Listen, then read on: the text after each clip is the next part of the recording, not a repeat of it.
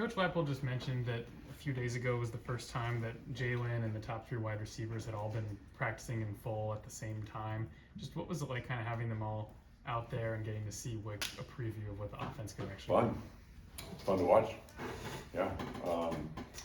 You've had one guy out here for a couple of days, another guy back, then another guy out a little bit. So to see all of them doing their thing together is a lot of fun. And between the things that Coach Z, T-Sam, myself are trying to do with those guys, I think they have so much experience, and they have not only experience but experience together.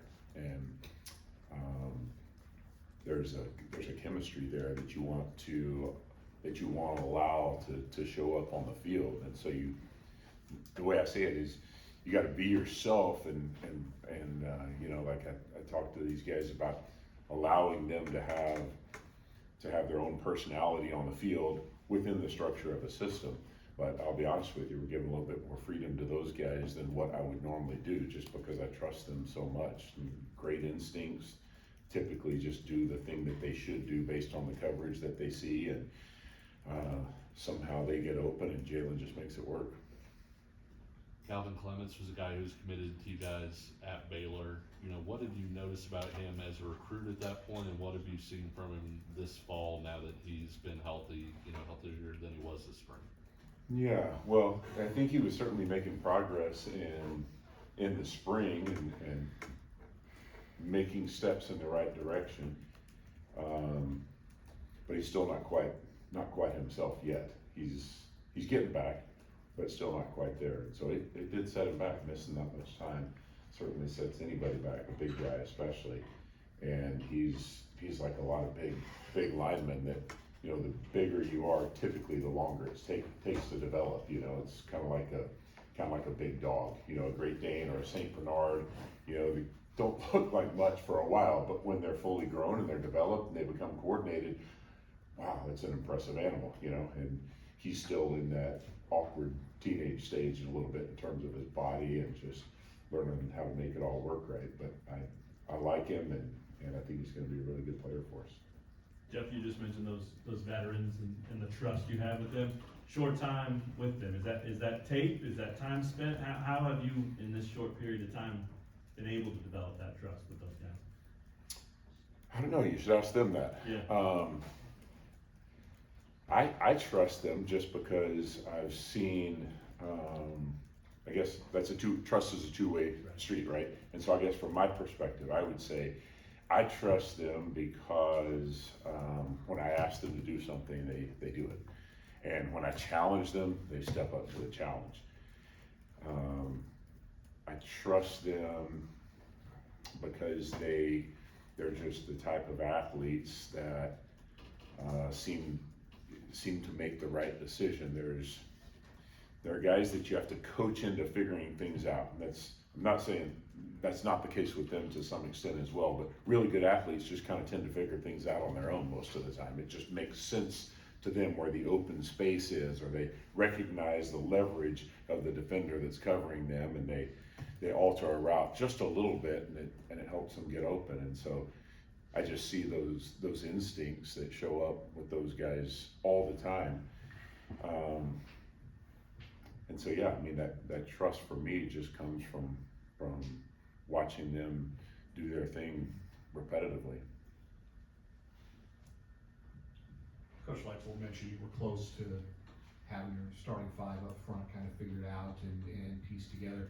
How many offensive linemen right now would you say you have that you feel good about if they had to start a Big 12 game, go up against that level of competition? You would feel good about having them out there, or is that still something that you need to see maybe some more reps, maybe even some live fire in non-conference to feel good one way or another about some of your reserve guys? I would just say the line is still a work in progress. I'll just say that. I don't want to give a specific number. I would just say it's not what we need yet. We've got a couple of guys who do have some experience, but we're also replacing some good players in that line, and learning how to play and how to play together without a guy who really sort of ran the group. I think it's been said probably a few times that missing Nowitzki and the leadership and the communication that he brought is something that we're still trying to find our way with. We're still trying to develop the sort of leadership and communication that we need in that group, and it has not become overly apparent yet how that's gonna take shape. Coach, would you comment on what it means to have a pair of running backs that are both mature and talented in different ways? Is that a situation where the 1 + 1 equals more than 2 when you got a pair of them like that back there? I think so, yeah. I mean, it's unusual to have one running back on the team that's as good as either of them are. So to have two at the same time is a blessing and a challenge. It's a challenge for me to make sure that we get those guys enough touches.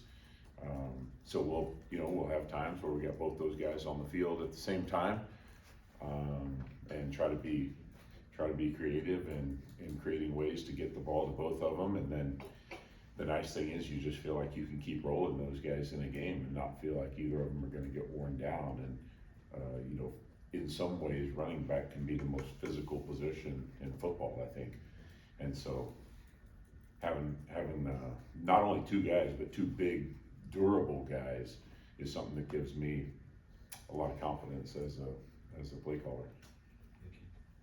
Coach Wallace was a player at Auburn while you were a coach there. How was your relationship then, and when you were looking at Kansas as a potential job for you, did you talk to Coach Wallace at all? A little bit.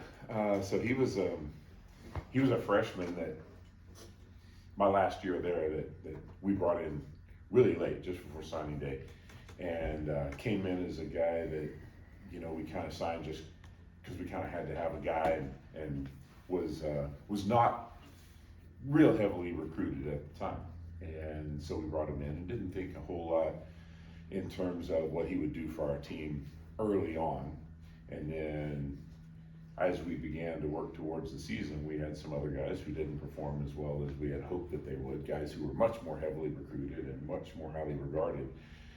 And then there was this freshman who was just tough and smart and hardworking and just showed up and acted like he was supposed to be there every day. And before long, worked his way into our starting lineup.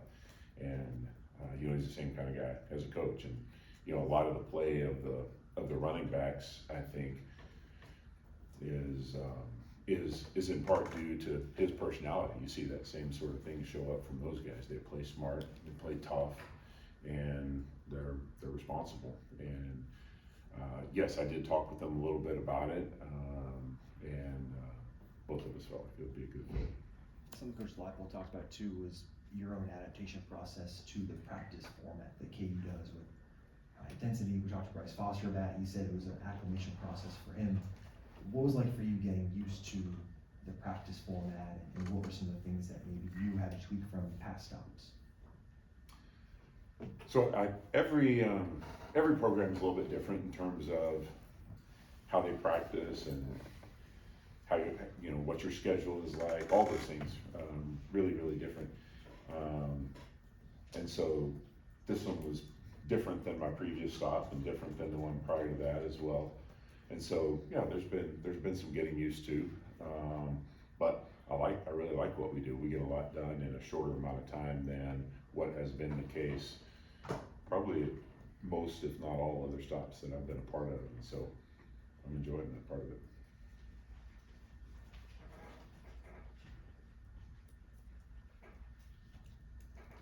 Jeff, I was curious, with the analysts and more guys being able to coach, does that free you up to do more stuff than you had in the past? It does. I enjoy coaching the tight ends. I enjoy having a position room myself. My first stop as a coordinator at BYU, I did not have a position, and it allowed me a little bit more time to work on game planning, scripting, and some of the coordination of the overall offense, being able to roam a little bit in different meetings and individual drills, and sort of oversee the entire process. But I missed being in the meeting room every day with a group of guys and developing a more intimate relationship with a smaller group. And so I still enjoy that and still embrace that. I could probably do a little bit better job of delegating some of those things, and I do some. And we'll hope to do more, but we do have a lot of talented guys on our staff, and those guys certainly make that possible. And I know you guys were kind of moving Logan Brown and Caleb back and forth between left and right. I was just curious how that's going. Yeah, I think it's been interesting, you know, it's really different if you've only played on one side and hadn't spent much time on the other. And both of these guys have spent most of their time on the opposite side than what we've been playing them at here more recently. I think they're getting more comfortable with it, and I think we're in position now where we can make a decision that we think is the best decision based on their capabilities. And you know, another thing you look at when you're looking at offensive line is who they're playing next to. It's not all just about putting a guy in the best spot, it's also about who's playing next to which guy. And you know, you want to have a guy that's a really good communicator next to a guy that may not be as good a communicator, and maybe sometimes a more experienced guy playing next to a less experienced guy. And so all those things will come together, but I think we're in position now that we can make that decision based on what we feel like is best, not just based on experience. Anything else for Coach Grimes? Thanks, Coach. All right.